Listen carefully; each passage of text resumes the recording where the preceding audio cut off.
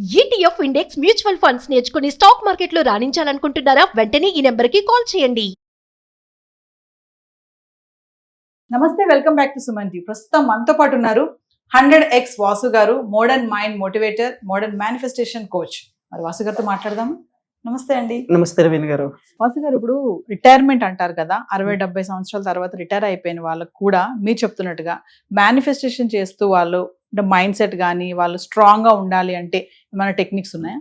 Basic గా ఉన్న fact ఏంటంటే రిటైర్ అయిపోయిన వాళ్ళకి ఏం జరుగుతుంది అంటే, ఇంకా నా సర్వీస్ అయిపోయింది, ఇంకా నేనేమి చేయాల్సిన, నేను లైబ్రరీకి వెళ్ళి ఏదైనా పేపర్లు చదువుకోవడం, లేదంటే ఇంట్లో ఉండి పిల్లల్ని చూసుకుంటది. ఉంటది. మనకి జైలర్ సినిమాలో రజనీకాంత్ ఒక డైలాగ్ ఉంటది, నాకు అన్ని పెడితే రమ్యకృష్ణ గారు పుదీనా చట్నీ లేదా అని అడుగుతారు. అంటే ఇవి ఉన్నది తినండి అంటారు. పని చేసేంత వరకే వాల్యూ. ఈ ప్రపంచంలో ఎవరైనా సరే ఎక్కడైనా సరే ఖాళీగా ఉంటే రెస్పెక్ట్ ఇవ్వరు. అలాగని మరి 60 సంవత్సరాలు మనం కష్టపడ్డాం కదా, మన రెస్పెక్ట్ ఎలా కావాలంటే నేనేం చెప్తాను, అలాంటి వాళ్ళకి యంగ్ మైండ్స్ అని పెట్టాను. రిటైర్ అయిపోయిన వాళ్ళకి మోడర్న్ యంగ్ మైండ్స్ అనమాట. అంటే నేను అలాంటి టైంలోనే మీరు ఒక మంచి స్పోర్ట్స్ బైక్ కొనుక్కోమంటాను. అలాంటి టైంలో రిటైర్మెంట్ టైంలో నేను అదే చెప్తున్నాను. ఇక్కడ మేనిఫెస్టేషన్ ఏ విధంగా పనిచేస్తుందో చూడండి. కొంతమంది 60 సంవత్సరాలు అయిపోయిన తర్వాత నా జీవితం అయిపోయిందని అనుకున్న వాళ్ళు చాలా మంది ఉంటారు. అదే 60 సంవత్సరాలకి హాస్పిటల్ బెడ్ మీద ఉంటారు. మీరు కరెక్ట్ గా అబ్జర్వ్ చేయండి. అదే 60 సంవత్సరాల్లో బాడీ బిల్డర్స్ లేరా? ఉన్నారు. 70 సంవత్సరాల్లో బాడీ బిల్డర్స్ లేరా? అదే 60 సంవత్సరాల్లో ఒక మంచి మ్యూజిక్ లో ఎదిగిన వాళ్ళు లేరా?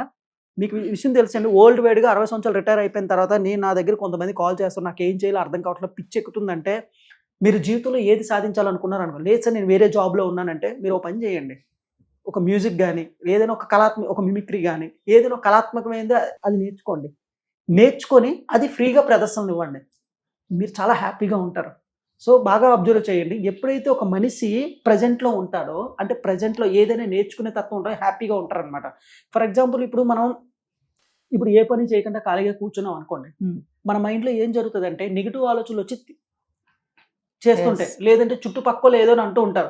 మీకు ఏదైనా పని చేసేటప్పుడు మంచి తెలియని ఒక హ్యాపీ ఫీలింగ్ ఉంటుంది, ఒక ఫ్లో స్టేట్లో ఉంటుంది. మీరు సింగర్లను చూడండి, ఏదైనా పాడుతున్నప్పుడు వాళ్ళు ఎంత అనుభవిస్తారు. సార్ మీకు రెమ్యునరేషన్ ఇస్తే బాగుందా, లేదంటే అది నేను యాక్చువల్లీ ఆ పాడడం వల్ల నేను ఆనందం పోతాను, డబ్బు అనేది బై ప్రొడక్ట్ అంటారు.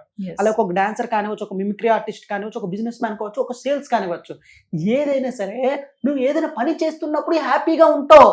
సో నీకేంటి 60 సంవత్సరాలు రిటైర్ అయిపోయిన తర్వాత ఇంకా నా బాధ్యతలన్నీ తీరిపోయి నువ్వు అనుకున్నావు. అదే 60 సంవత్సరాలకి కొత్త జీవితం నేను మొదలు పెట్టొచ్చని కొంతమంది అనుకుంటున్నారు. దానికి నా మోడర్న్ మైండ్ మేనిఫెస్టోలో ఏం చెప్తానంటే, మళ్ళీ గోల్స్ రాయిస్తాను అనమాట. ఇప్పటి వరకు నీ ఫ్యామిలీ కోసం నువ్వు బతికావు కదా, ఇప్పుడు సొసైటీ కోసం నువ్వేం చేయాలనుకుంటున్నావు? రిటైర్మెంట్ తర్వాత సొసైటీ కోసం నీ దగ్గర ఉన్న జ్ఞానం, ఫేస్బుక్లో యూట్యూబ్లో ఏదైనా చెప్పాలనుకుంటున్నావా, లేదు ఏదైనా మ్యూజిక్ నేర్చుకోవాలనుకుంటున్నావా, లేదు ఏదైనా ఎన్జిఓలో సోషల్ సర్వీసెస్ చేయాలనుకుంటున్నావా, లేదు నీకున్న ఎక్స్పీరియన్సే యూత్కి షేర్ చేసుకోవాలనుకుంటున్నావా, లేదు ఒక రాజకీయాల్లోకి వెళ్దాం అనుకుంటున్నా, ఏదో ఒకటి నేను చేయమంటాను. అది నీకు ఆనందం ఎక్కువ ఇవ్వాలి. అందులో డబ్బు వస్తుందా రాదా అని చూడకూడదు, అందులో పేరు వస్తుందా రాదా అని చూడకూడదు, అందులో నువ్వు ఏదో ఇది చూడకూడదు, నువ్వు ఎంగేజ్మెంట్ అవుతూ ఉండాలి. ఇప్పుడు ఉన్న ఫ్యాక్ట్ ఏంటంటే, సైన్స్లో ఒకటి తేలిందండి. ఇప్పుడు చాలా మంది ఆస్ట్రోనట్స్ ఉంటారు కదా, చంద్రుడి మీదకి వెళ్ళడు, వీళ్ళందరూ రీసెర్చ్ 60 సంవత్సరాలకు మీరు రిటైర్ అయిపోయి చాలా మంది సూసైడ్లు చేసుకొని చచ్చిపోతున్నారంట. రిటైర్ అయిపోయిన తర్వాత సూసైడ్లు చేసుకొని చచ్చిపోతున్నారు.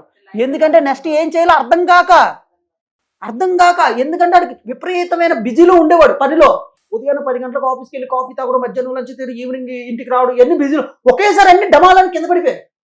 నువ్వు ఒకేసారి ఫ్రీ అయిపోయావు, ఏం చేయాలో అర్థం కావట్లేదు, సూసైడ్లు చేసి. కావాలంటే రీసెర్చ్ మీరు చూడండి, ఆఫ్టర్ రిటైర్మెంట్ చాలా మంది సూసైడ్లు చేసుకుంటున్నారు, డిప్రెషన్లోకి వెళ్ళిపోతున్నారు, ఎక్కడికో వెళ్ళిపోతున్నారు, విపరీతమైన రోగాలు వచ్చేస్తున్నాయి. దీని అర్థం మోడర్న్ మైండ్ సెట్లో ఏం తెలుసండి, నీకు 60,000 థాట్స్ అన్ని 60,000 నెగిటివ్ ఆలోచనలు వచ్చేస్తున్నాయి, ఏ భయం వచ్చేస్తుంది, ఎన్ని రోగాలకి దారితీస్తున్నాయి. ఇలాంటి వాళ్ళకి మోడర్న్ యంగ్ మైండ్స్ అనమాట. ఆఫ్టర్ రిటైర్మెంట్ యంగ్గా ఉండాలి నువ్వు. అప్పుడే నువ్వు వాకింగ్కి వెళ్ళాలి, అప్పుడే నువ్వు ఏదైనా మ్యూజిక్ నేర్చుకోవాలి, అప్పుడే నువ్వు ఏదైనా స్పోర్ట్స్ నేర్చుకోవాలి, అప్పుడే నువ్వు నీకున్న అనుభవాన్ని 10 మందికి చెప్పాలి. ఇంతవరకు నా ఫ్యామిలీ కోసం, నా జీవితం కోసం బతికాను, ఇప్పుడు ప్రజల కోసం బతుకుతాం. ఇప్పుడు ఎన్టీ రామారావు గారు ఒక మాట అనేవారు, మీరు రాజకీయాల్లోకి ఎందుకు వస్తారంటే, ఇప్పుడు వరకు షూటింగ్లు నా కోసం నేను బతికాను, నా ఫ్యామిలీ కోసం బతికాను, ఇప్పుడు జనాలు చేయడం కోసం అని సీనియర్ ఎన్టీఆర్ గారు ఆ మాట అనేవారు. సో అటువంటి పదవి తీసుకోండి. ఎప్పుడైతే ఒక వ్యక్తి ప్యూర్ కాన్షియస్నెస్గా ఏదో ఒకటి నేర్చుకుంటాడో, వర్తమానంలో ఉంటాడో, ప్రెజెన్స్లో ఉంటాడో, ఆ వ్యక్తి చాలా తాజాగా ఉంటాడు, చాలా ఆహ్లాదంగా ఉంటారు. ఏది లేకపోతే నర్సరీ స్టార్ట్ చేయండి, ప్రకృతి ఏదైనా హెల్ప్ చేసే ఇది చెయ్యండి, లేదంటే కాలేజీలకు వెళ్ళి, లేదంటే స్కూల్స్కి వెళ్ళి, దీనికి వెళ్ళి వాళ్ళకి వెళ్ళి లెసన్స్ చెప్పండి. దీనివల్ల మీకు ఎంత హ్యాపీగా ఉంటుందో తెలుసండి. చాలామంది మన స్కూళ్ళల్లో టీచర్స్ వెళ్ళిపోతుంటే స్టూడెంట్స్ ఏడుస్తూ ఉంటారు. అలాంటి వాళ్ళకి మీరు ట్రైనింగ్ ఇవ్వండి, ఆలోచిస్తే 100 ఐడియాలు ఉంటాయి అనమాట. అలాంటి వాళ్ళ కోసం నా మోడర్న్ మైండ్ మేనిఫెస్టేషన్లో కొన్ని అద్భుతమైన కార్యక్రమాలు ఉంటాయి. ఇందులో కొన్ని డబ్బు వచ్చేవి కూడా ఉంటాయి. సార్ నా దగ్గర డబ్బు లేదు కానీ స్వామి కార్యం స్వకార్యం రెండు ఎలా అవ్వాలనే కాన్సెప్ట్లు కూడా నేను చెప్తాను. ఇక్కడ నా ఉద్దేశం ఏంటంటే మీరు ప్రశాంతంగా ఉండాలి, హ్యాపీగా ఉండాలి. ప్రపంచంలో వరల్డ్ రీసెర్చ్ అంతా ఏం చెప్తుందంటే ఎవరు ప్రపంచంలో హ్యాపీగా ఉంటారంట, హైయెస్ట్ హ్యాపీ పీపుల్ ఎవరంటే నీకు 100 కోట్లు నువ్వు హ్యాపీగా ఉండవు. డైలీ ఇప్పుడు ఒక మందు అన్ని పెట్టినా సరే హ్యాపీగా ఉండరు. గర్ల్స్తో కొంతమంది ఎంజాయ్ అనుకుంటారు, అది కూడా హ్యాపీ కాదు. ప్రపంచంలో హైయెస్ట్ హ్యాపీనెస్ రీసెర్చ్లో ఏం తెలియంటే ఒక వ్యక్తి ఏదైనా ఒక టాస్క్ కంప్లీట్ చేసిన తర్వాత ఉన్న హ్యాపీనెస్ ప్రపంచంలో వర్ణాతీతం అంట. వర్ణాతీతం. సో ఇది అంటే ఒక్కొక్క టాస్క్ పెట్టుకుని ఆ టాస్క్ నేను కంప్లీట్ చెయ్యాలని పెట్టుకుంటే ఆ టాస్క్ చేసేటప్పుడల్లా మనం మొత్తం ప్రెజెన్స్లో ఉంటాం. ఎప్పుడైతే ఆ పని చేస్తున్నప్పుడు ఆ ఆలోచన ధార ఏదైతే ఉంటుందో రాదు, ఫుల్ పీక్ స్టేట్లో ఉంటాం అనమాట. అదే నీకు హైయెస్ట్ హ్యాపీ. దీన్నే ఫ్లో స్టేట్ అంటారు. అంటే రమణ మహర్షి కానివచ్చు, ఓషో కానివచ్చు, భగవద్గీత కానివచ్చు, బైబిల్ కానివచ్చు, ఇందులో మొత్తం రీసెర్చ్ చేసి చెప్పింది ఏంటంటే నువ్వు ఫ్లో స్టేట్లో ఉండాలి. అన్ని గ్రంథాలు అష్టవక్రగీతం కానివచ్చు, ఏదైనా తీసుకోండి. నువ్వు ప్రజెంట్లో నీకు ఏదైతే నీ ముందు సందర్భసారంగా పని ఏదైతే ఉందో ఆ పనిలో నిమగ్నం అయిపోతే నువ్వు ఒక ఫ్లో స్టేట్లోకి వెళ్తావు. ఆ ఫ్లో స్టేట్ వల్ల నీ ఆలోచనలు తగ్గిపోతాయి, నువ్వు చాలా ప్రశాంతంగా ఉంటావు.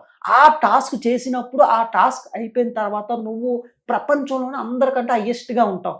కానీ నువ్వు ఆ పని చేసేటప్పుడు దానివల్ల డబ్బు వస్తుందా లేదా, పేరు వస్తుందా లేదా, లేదంటే ఏదైనా వస్తుందా లేదా అని చూడకూడదు. అలా చూడకపోతేనే నీ మనసు ప్రశాంతంగా పనిచేస్తుంది. ఎప్పుడైతే నువ్వు అలా చూసావో ఆటోమేటిక్గా ఇది రాకపోతే ఇది బాగాలేదా అనే మనసు గందరగోళానికి వెళ్తుంది. కానీ ఇలా చూడడం వల్ల రాదేమో అని కాదు, ఖచ్చితంగా వస్తుంది. కానీ రాకపోయినా నేను చేస్తాను అనుకోవాలి, ఖచ్చితంగా వస్తుంది. ఎందుకంటే ఎఫర్ట్ పెట్టిన తర్వాత రిజల్ట్ రాకపోవడం అనేది అది పెద్ద అబద్ధం. సో ఖచ్చితంగా వస్తుంది.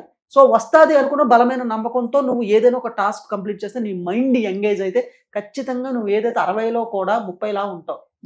ప్రపంచంలో యాంటీ ఏజ్ అయిన వాళ్ళు కానివచ్చు, తక్కువగా ఉన్న వాళ్ళు కానివచ్చు, ప్రశాంతంగా ఉన్న వాళ్ళు కావచ్చు, ఒక ప్రకాశవంతమైన వెలుగుతో ఉన్న వాళ్ళు కానివచ్చు, వీళ్ళు వెనకాతున్న సీక్రెట్ ఇదే.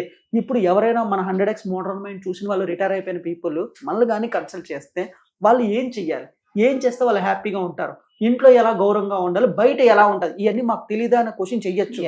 ఎందుకంటే నేను ఎన్నో పుస్తకాలు చదువుతాను, సైకలాజికల్గా కానివచ్చు, న్యూ NLP కానివచ్చు, స్పిరిచువల్ కానివచ్చు, ఎంతో మంది ఎన్నో కొన్ని చాలా నేర్చుకొని ఇది వాళ్ళకు ఉపయోగపడాలని ఒక మంచి ఉద్దేశంతో చెప్పే కార్యక్రమం. సో అదండి. థ్యాంక్ యూ అండి.